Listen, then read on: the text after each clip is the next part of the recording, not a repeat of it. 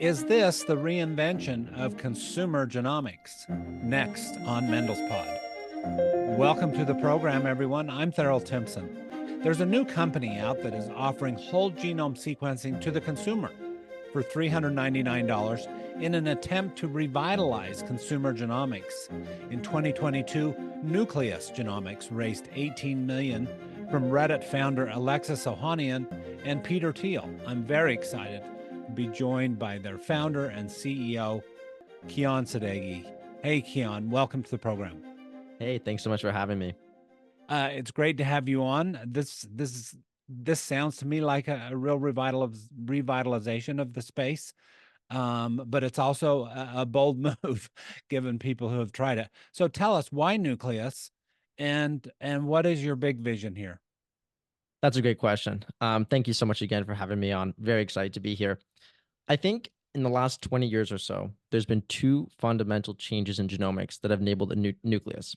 The first is the cost of actually sequencing or reading the entirety of someone's DNA. So when the first generation genetic testing companies like 23andMe, when they first got started in 2006, they're actually pretty old, almost 20 years old at this point.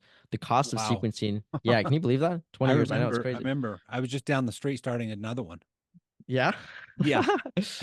Anyway, yeah. So it's been a long time. Been a long Continue. time. And when 23andMe got started in 2006, the cost was around $10 million to sequence a genome. Obviously not Wow. economic. So instead, they opted for a much more naive, but at the time, probably more innovative technology called microarray technology, which looks at a small snapshot of someone's DNA. The Sure. thing is, in the last 20 years or so, that cost has come down from $10 million to now on Nucleus's website, $399. Right, that's an amazing, extraordinary decrease in cost, driven by our collaborators over at Illumina primarily. So what ends up happening, the first thing is now genomics is different. We can actually sequence DNA for a couple $100, right? The second thing that happened in the last 20 years is our ability to analyze this DNA. One thing is to read more DNA, another thing is to analyze it. Specifically, I'm referring to the rise of polygenic scores, which basically is a way of actually measuring common complex conditions, combining that with classical Mendelian genetic analysis, which looks at the presence or absence of rare DNA differences found in many genes throughout the genome. So if you think about nucleus, we're combining the ability to read DNA much better with the ability to analyze it, both polygenic scores as well as rare variants genome-wide across hitting all genes. Okay. So those two innovations, yeah, have led to Nucleus's creation. Well, congratulations.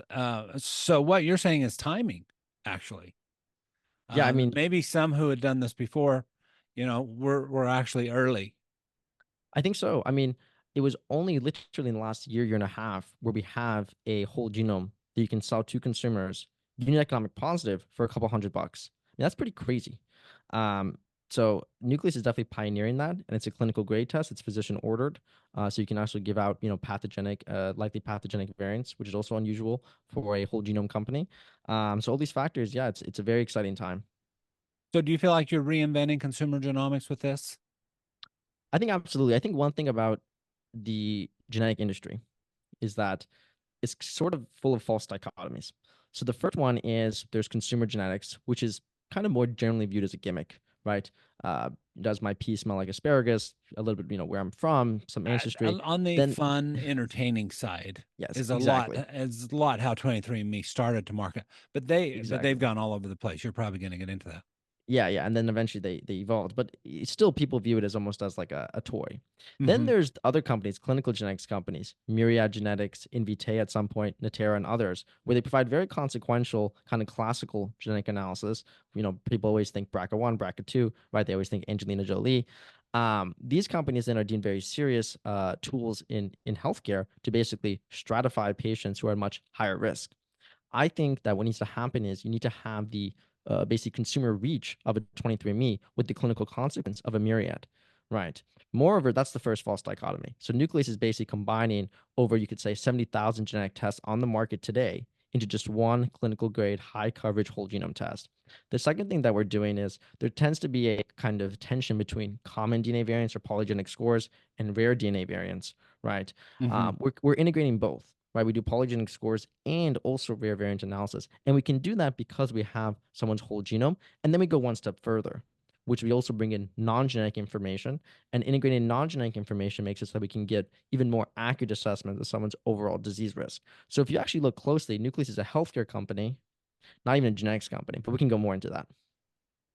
Okay. Yeah, no, I hear what you're saying. I mean, these more the companies on the clinical side are very, common guests for us on this program, right? And we've pursued all these various tests.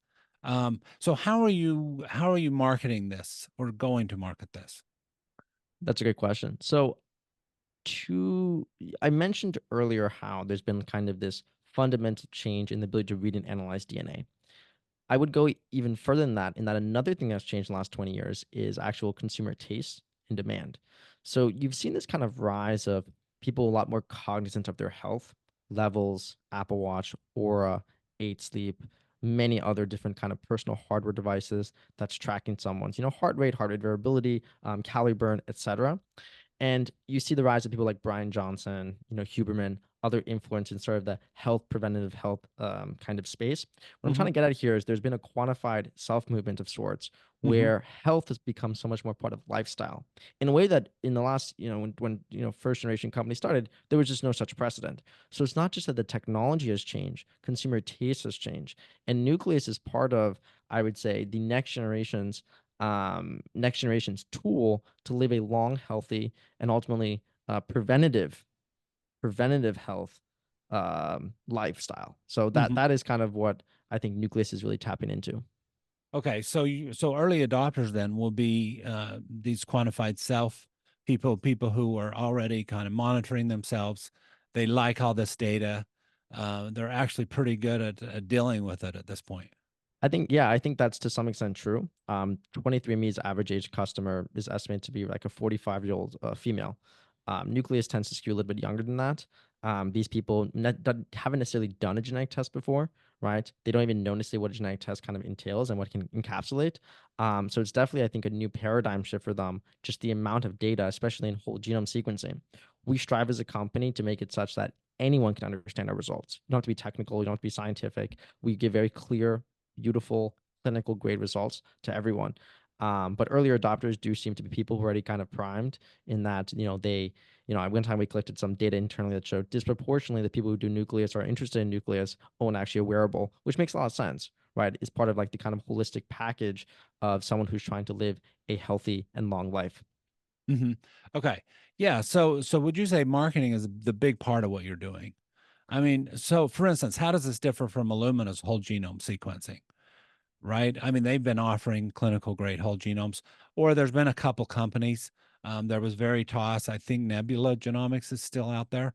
Um, and so, how these companies have given this a try.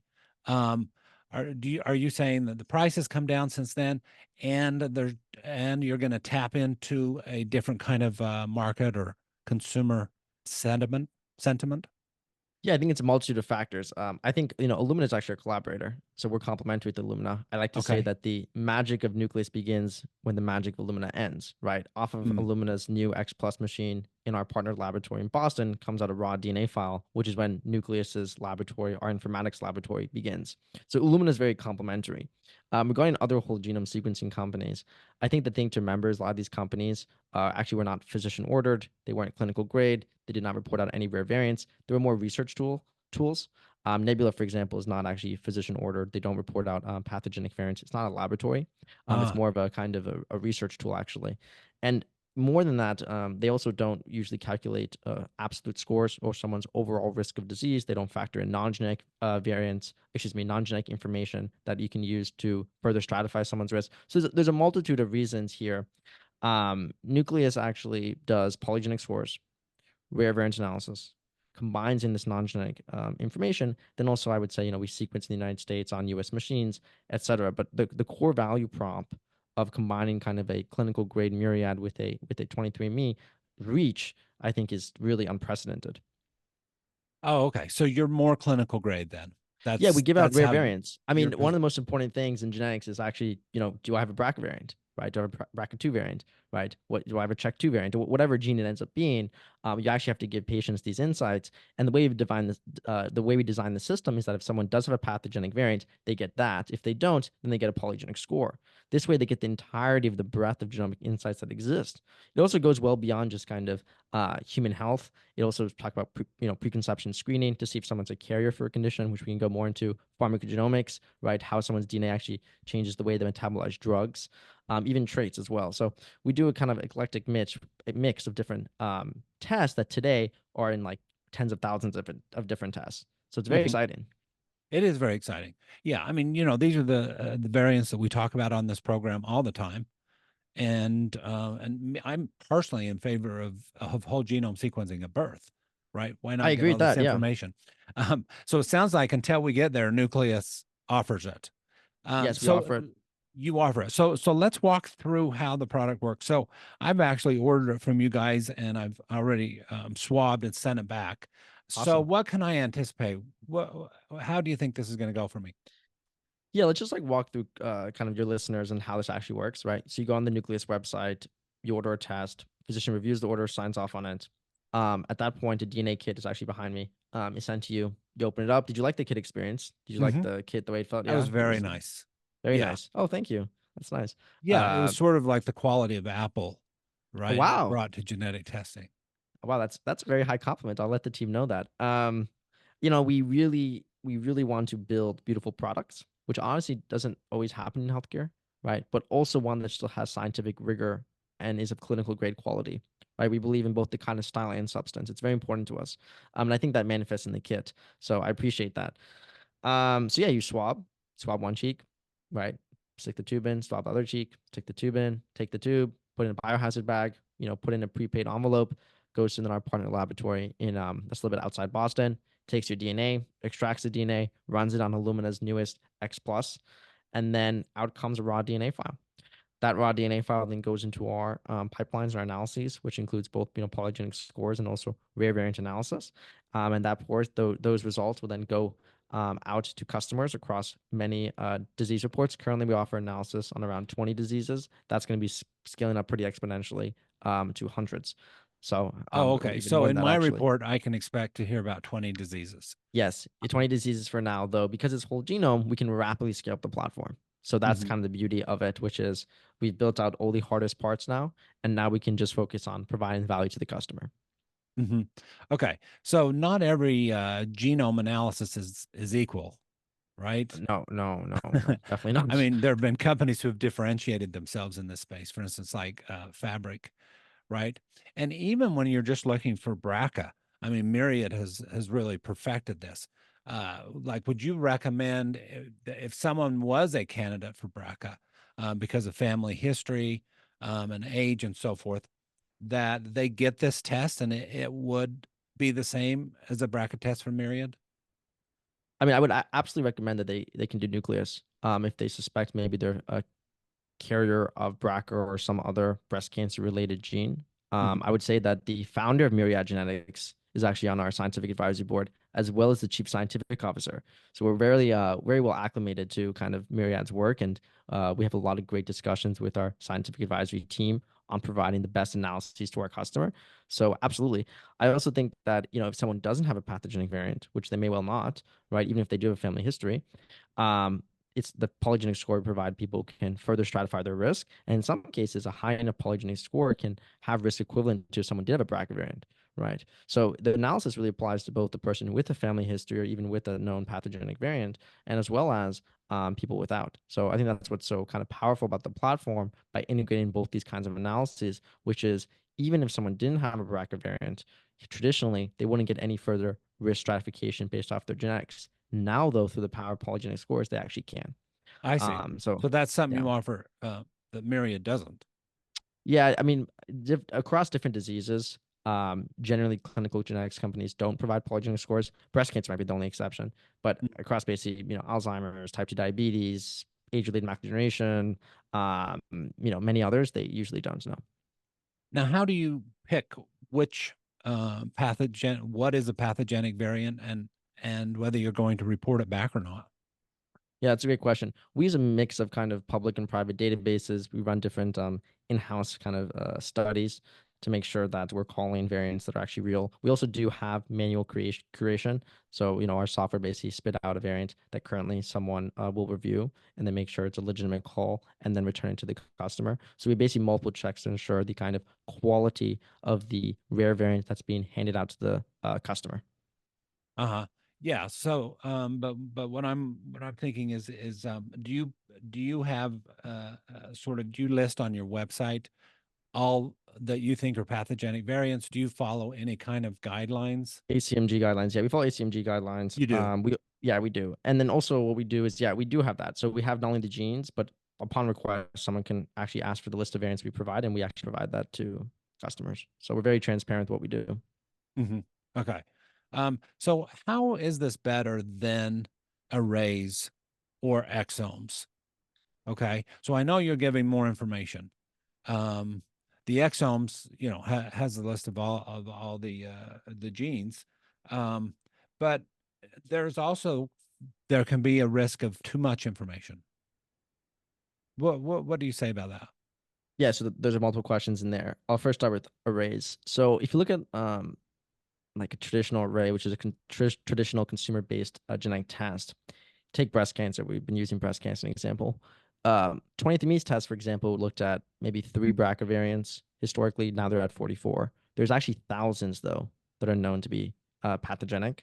They Hmm. just simply don't look for them. If you look at Nucleus's test, instead of looking for 3 breast cancer associated pathogenic variants or 44, we look at tens of thousands for a And you're female picking those up of like through the power ClinVar of whole genome sequencing. Yes, ClinVar, GMD, other databases, where we actually look at far more genes and actually the entirety of the gene, right? Not like a small snippet, like a microarray is. So now you can apply that model to every single disease, where instead of looking at a very small fraction of the variants, which risk a lot of false negatives, suddenly you can give people, even millions of people. Like, something that's really interesting is studies estimate millions of people walk around with the variant for breast cancer, colorectal cancer, or familial hypercholesterolemia. Millions in the United States. More than 90% don't know.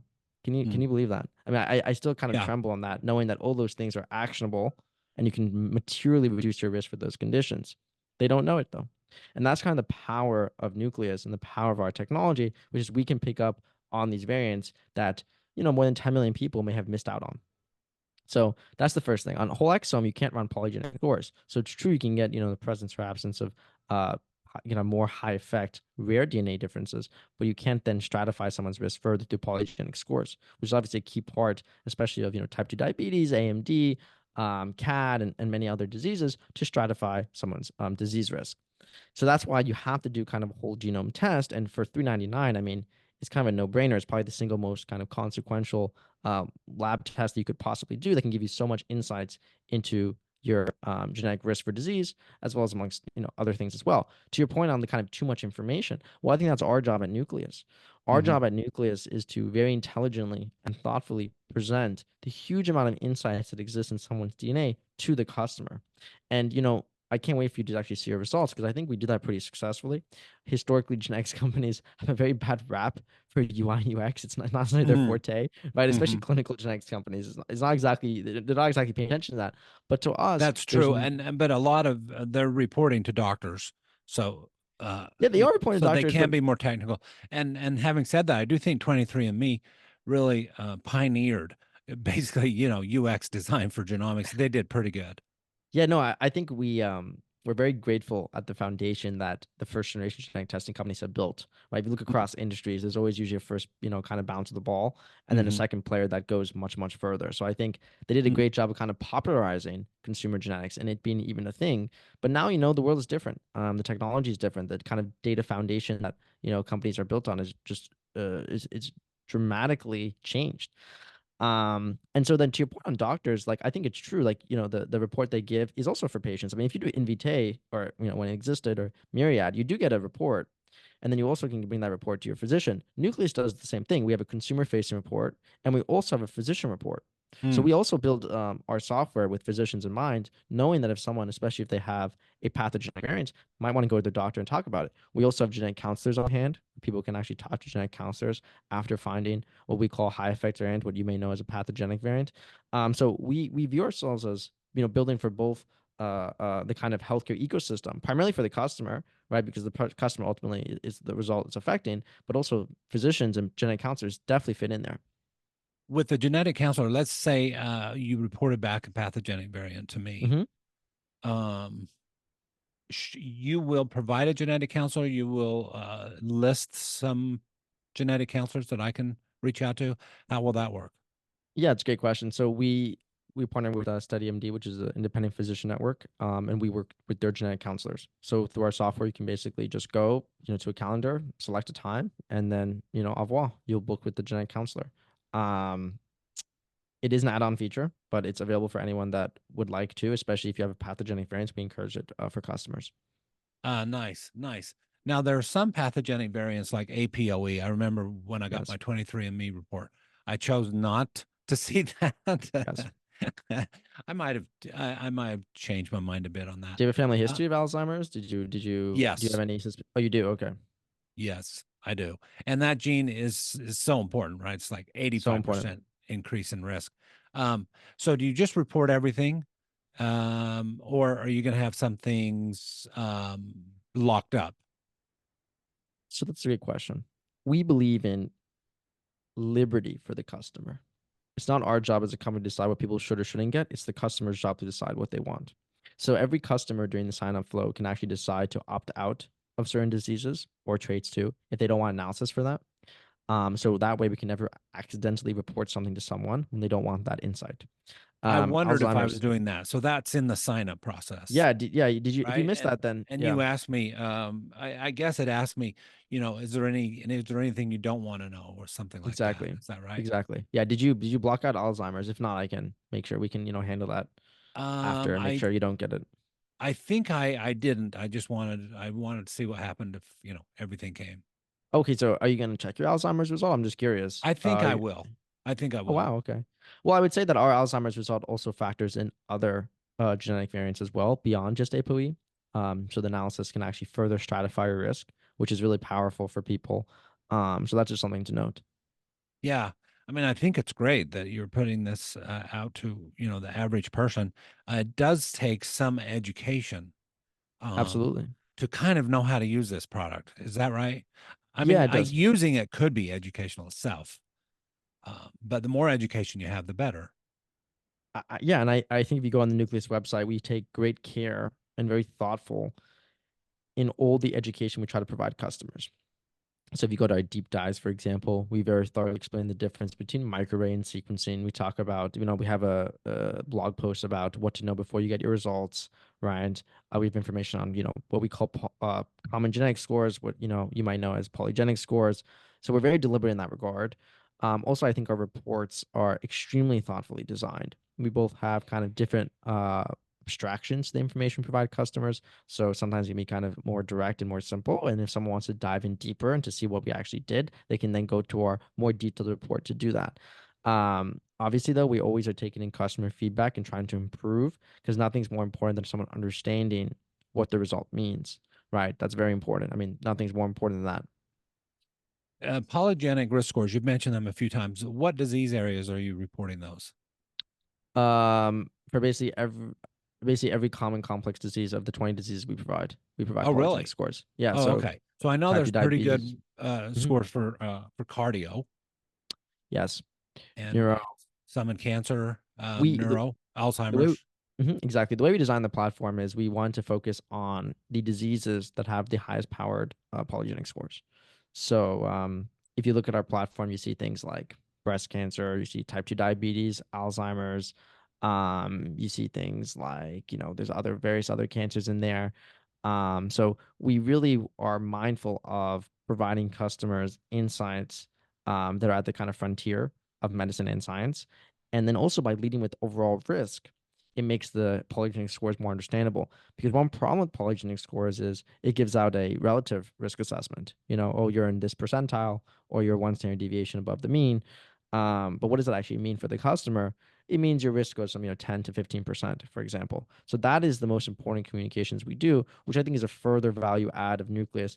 Beyond just our technical prowess, it's also the communications of the results and doing all the best practices for some more complex genetic analysis. Okay, so for those who are getting the product from you in a report, there's going to be some pathogenic variants which they could do something with. It could be long QT, it could be 100%. Yep. FH, it could be BRCA. I mean, Yep. I think those are the three big ones, and we should probably have population screening for those. This is a kind of 100%. population screening. It's a initiated 100%. screening. So you might get one of those, and that could be very helpful because you could take a drug, for instance, or More be on more aggressive screening, earlier screening as well. earlier Yeah. screening. Yes. Now with the polygenic risk score and just kind of general risk, let's say your risk is up 15%. What does someone do with that? There's actually cases where studies have found that polygenic scores stratify risk equivalent to those found in classical Mendelian analysis. Mm. So by that logic, the guidelines should be the same, but I would defer to the genetic counselor or to the physician on giving the patient the next steps. I think though that's really powerful because all of a sudden, if you're 3 standard deviations above the mean for your breast cancer polygenic score, you maybe need to get the same guidelines recommendations as if you had like a check 2 variant. Because if you remember, across breast cancer associated genes, there's different levels of penetrance, right? Basically, how bad, in quotes, we think the gene is, right? How much does it actually increase your risk by? And you can see that not just across, breast cancer, you can see it type 2 diabetes, you can see it across CAD, and others. So I think that's sort of the power of polygenic scores. I also think that even if there is not a risk equivalent to classical monogenic analysis, you can still take specific guidelines and measures that you wouldn't otherwise have, right? I think one thing is that, sometimes people say it's like, oh, exercise and eat more and eat healthier. It's a little bit Exercise kind and of eat better. Yeah. eat better. It's a little bit mocked. I think part of the mission at Nucleus is to actually bring in the entirety of someone's health data onto the platform, right? Such that it says, hey, Kian, as a 24-year-old male in Brooklyn, wow, you had super high LDL levels in your last blood test. That's actually no surprise because you're in the 95th percentile for familial hypercholesterolemia.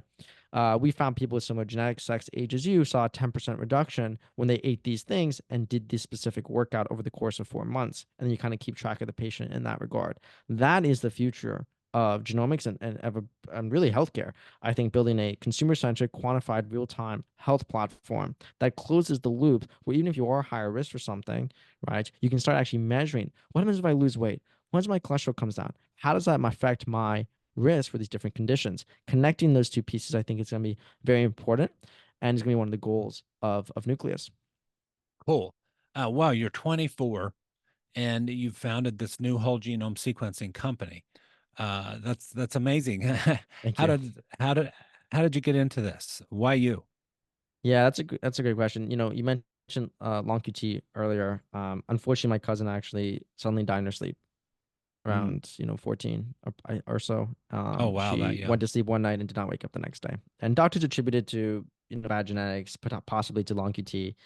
And at the time, I kept asking my parents, how does this happen? How does this happen? How does this happen? They just kept saying, bad genetics. Didn't understand what that meant. Eventually, I started studying genetics. I started realizing that, diseases can be caused by like a single kind of mutation in someone's gene. So I picked up gene editing. So in high school, I did a lot of work with actually CRISPR. I engineered a yeast to make them eliminate, edited bacteria to make them resistant to antibiotics. And I started thinking about like, what if you combine this kind of beauty and depth of biology with the iterability of programming? Because one thing about the wet lab is the life cycles could be so long. On the computer, it felt so much more malleable. So I like that. So I went to Penn where I studied computational biology for like a year and a half. And then I decided, you know what? COVID hit. I was like, I actually have this vision. I was in Bio 221, which is actually a genetics class. I had this vision where the professor, the chairman of the department at the time, showed the decrease in cost of human sequencing. At the time, it was like probably, a couple $1,000. I remember thinking to myself, what is the world going to look like as that cost approaches zero? Someone probably has to build the kind of application layer for this. So I figured, well, I'm in my bedroom. I was out of school at this point. Let me do it myself. Quite a naive retrospectively, but bold. And so I began doing research into understanding the underlying analysis and models of how do you analyze, whole genome data. And then I realized I could provide myself kind of much more and more, on more disease and more traits and much better, by combining kind of polygenic scores and classical genetic analysis results to customers. And that's kind of how Nucleus got started. So it got started with kind of, curiosity. And I think the thing is, what's so powerful to me is, and kind of sad too, but as powerful as, like my grandmother recently passed away, several weeks ago. Mm, She had, lung cancer. sorry. Thank you. Uh, And I think to myself, at no point was, genetics used. And it wasn't even lung cancer actually linked to smoking either. So, and, she had breast cancer historically as well. My other grandmother died of pancreatic cancer. And so when I think about these stories, I think about how the stats I give of 1 million people, 2 million people, 3 million people with a pathogenic variant, it sounds kind of abstracted. It's kind of higher level. It's a number, but these are people with families. Then when you think about, the work we're doing at Nucleus, to know that maybe we can give someone some insight that could potentially help save their life, I think that's so powerful. So that's why I'm so grateful for the team and the work that we do. And I'm excited to bring genomics much more to a broader audience than it's ever been. Because even if you look at like these, 23andMe, these other companies, we're talking about 14, 15 million people. Honestly, the United States is 300 million people, right? There's hundreds of millions of people who have never even done a genetic test. And to think that a genetic test, a swab, could save their life, it's so powerful. Or even their children's lives. If you look at like infant mortality, actually the number one cause is still genetics, which is unbelievable. If people could, literally swab and we can do mass preconception screening. Every single person, hundreds of millions of people in the United States are a carrier for a DNA variant that they don't know. Hundreds of mhm, millions. mhm. I mean, like, it's pretty crazy to me. Like, in a way, there's this narrative that like genetics is tried and true in consumer genetics, but it's simply not the case. And so I'm excited to Say bring that Nucleus again. to everyone. A narrative. The There, what? there's a narrative that like consumer genetics, it's kind of like dying right now. Oh, There's I like see. 23andMe, it kind of came, but to me, it's like dying. Less than 0.001% of the population has done a whole genome test. I mean, like, what are we talking about? Like, It never hundreds got of millions of started. people never got. Yeah, I mean, ever. I mean, if you don't even look at whole genome, if you look at microarray, they only 15 million people have done it, and that itself is an extremely limited test, with millions of false negatives. So I just think there's so much to build, and that's why I'm so excited. Cool. Very cool. It's great hearing you. The access problem. You mentioned your grandmother, who had lung cancer. Why didn't she have some kind of genetic testing, looking for what kind of cancer it is? There's a lot that's available now, and we ask this question all the time on this program. And yeah, And we often yeah, hear that doctors are not educated. They didn't yeah, train in this because genetics is so new, and they don't have yeah, time to pick it up, right? And yeah. so I can see how this is one approach to the access problem, and I believe in it more and more. I have a friend who is the director for precision medicine at University of Colorado, and Uh-huh. they have probably the biggest research facility for giving out genetic results. They're actually using arrays still. Um, Really? but yeah, Wow. he's told me, he said he'll run into people and they'll say, "Hey, I want to find out about my genetics. I want to learn if I'm this or this or this." And so he believes, even though they're doing it through the University of Colorado medical system, he believes that it will ultimately be consumers that drive this. I agree. I mean, the largest genetic databases in the world today, if you look at Microarray, they belong to consumer companies, right? It's not government projects. Today, the Mhm. largest whole genome database is 500,000 people approximately from the UK Biobank, right? That's not a lot of people, 500,000. I mean, we have billions of people to sequence. We have billions of people to help. So I agree. I strongly agree. Okay, so the FDA recently announced they're going to regulate tests like this. The whole story with 23andMe was a kind of back and forth with the FDA, right? What are you anticipating? How do you think that'll impact you? Well, I'll just say a couple things. One is we're obviously not direct to consumer. We're physician ordered. We're an LDT. We're CLIA and CAP accredited. Um, so Okay, we're currently that's compliant with all regulations. mhm. If those regulations change, then we'll adapt and make sure we're always regulatory compliant. So What do you think is your biggest challenge going forward? We, I think we just talked about the vision here, right? And really, it needs to go out to billions of people. it Um, does. What do you think is your biggest challenge? I think people there's some definitely education to your point of people don't understand if they did 23, for example, they don't really understand the difference between the technology they did and the new technology. Right. It's almost Uh-huh. like, a horse carriage versus like a self-driving car. It's like, what is this? Like, but there's horses. Like, it's okay. And I'm like, no, no, no. Like, you don't understand. These are like dramatically different, orders of magnitude different technology capabilities.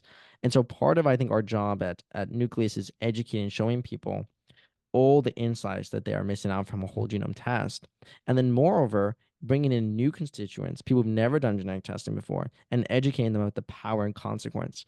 There's many narratives in genetics. It's actually, if you actually really think about it, it's interesting. There's narratives about, Golden Gate Killer and, Hmm. using it to, make you go to jail. There's narratives that it will save, a newborn's life.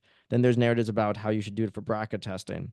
Then there's yet more narratives about how consumer genetics is like kind of for traits and like genealogy, that whole application, Hmm. right? There's The so many different, ancestry. yeah, That's when ancestry.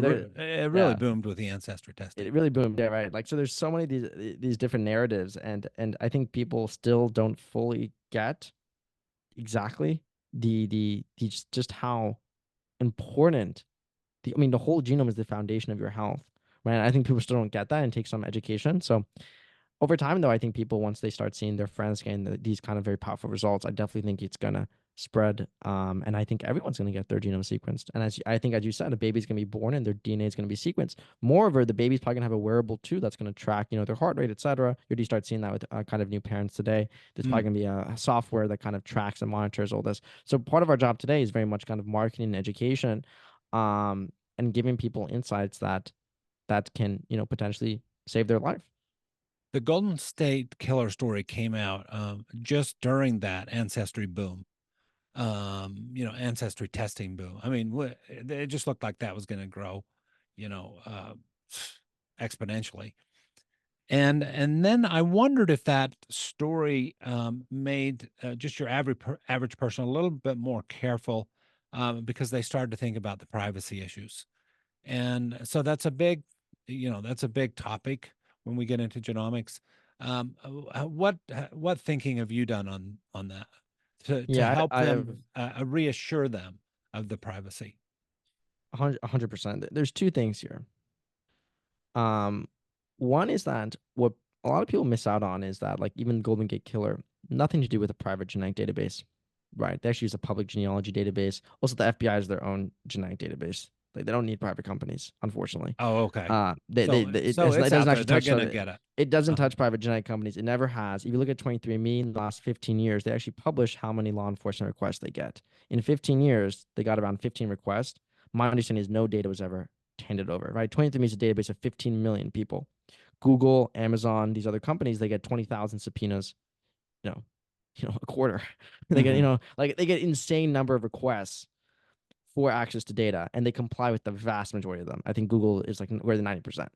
So that's a narrative violation. People don't realize that actually it's not the private genetics. Like, this isn't just isn't happening. That said, of course, we still understand the concern. I mean, when starting Nucleus, one of the foundational things I wanted to do was have a safe platform, right? Because I mean, my DNA is on it, my family's DNA I mean, of course, right? So then we did a couple of things foundationally from the beginning differently. One is we're HIPAA compliant. So unlike 23, which is actually not HIPAA compliant. So that means we much more judicious about both your genetic data as well as your protected health information. It's similar to kind of a hospital or a doctor's offices, the procedures and practices we follow because we're actually a laboratory. That's one. Two is we sequence all samples in the United States on US machines.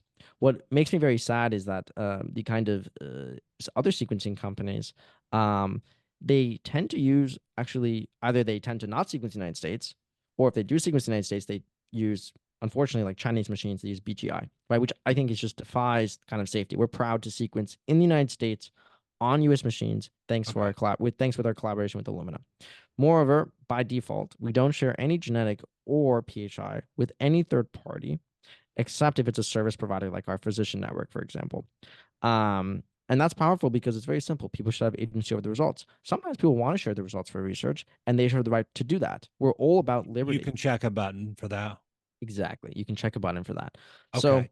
that's another thing. Moreover, if you look at the recent 23andMe hack, it was very unfortunate. they didn't even have 2FA enabled, right? Which kind of table stakes these days for 2FA. login in. Yeah, 2FA. It's like after you put in your email, and there's, make sure it's actually your email. They send you a code, right? Mm. It's kind of table stakes for a technology company, really. Um, so we make sure, all the data is encrypted, both the genetic and PHI information. The genetic data is also stored separately. It's stored separately from your other PHI. So we do a variety of things up and down the stack to make sure that customers have not only the peace of mind of security, but also of agency. It's both, right? Because people don't just want to obviously have secure data; they actually want to be able to control how it's used, and that should be the full Yes. jurisdiction of the customer. So, Right. Well, and I guess, there is or some not used fear that even. you may change your mind at some point, right? Because I in watching 23andMe over the years, and I've been a big advocate of 23andMe and so fascinated by what they're doing. And we've had Ann Wojcicki on the program several times over the course of their life. But what happened there was they ended up selling the data to GSK.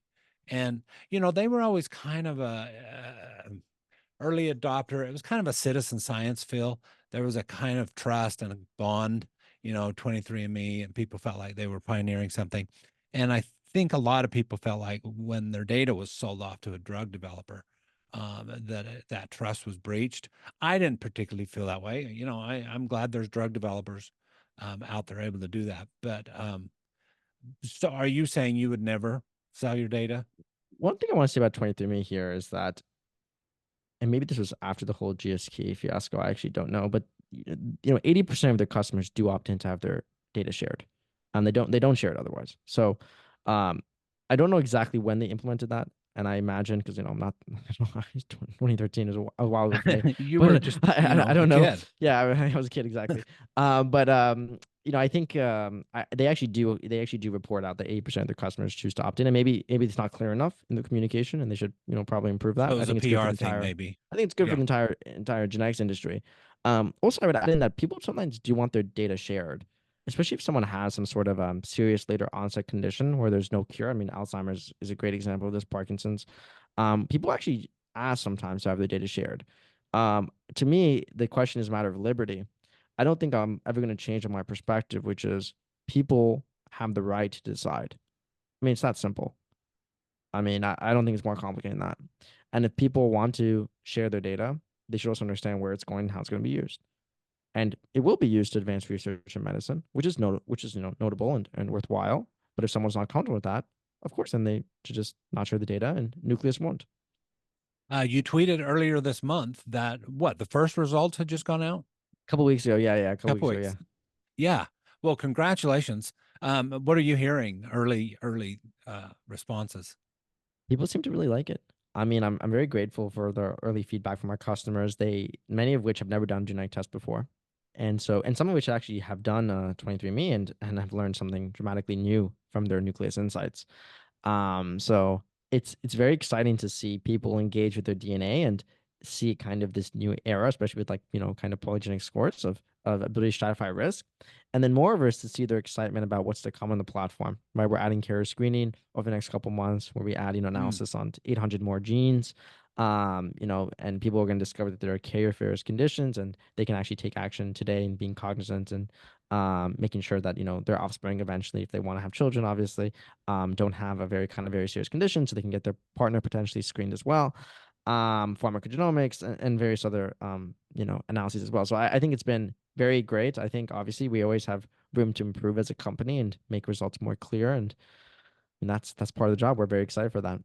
Oh, okay. So you do offer the partner screening around So reproductive health we already, or you're going not to? yet. So we Not will. yet. We will. You will. Okay. We're That's adding cool. carrier I screening just in a couple months, yeah, and Yeah, I then was we'll just preview talking that. to my nephew, and he knows I have this podcast, and he said, "Hey, I just got a genetic test," and I said, "Seriously, what? Are you okay?" And he's like, "Yeah, we wanted to have a second kid, and I was somewhat related to my wife, and so we wanted to get screened, and it turned out Yeah, everything was fine, great, but he found the test." He's living in Boulder, Colorado. He found a place to do it, and came up with all this, I guess, just because he reads the news. great. I hope it was an expanded carrier screening panel, because obviously Nucleus is whole genome. So if he wants another genetic test, feel free to. I'll you tell know, him about it. tell me- And tell me. hey, I just want to say I wish you the best on this. We want to have you guys on again soon to maybe talk more narrow angles about this, and I'll be avidly following this with you. Kian Sadeghi is the founder and CEO of Nucleus Genomics. Thanks so much for coming on. Thank you for having me.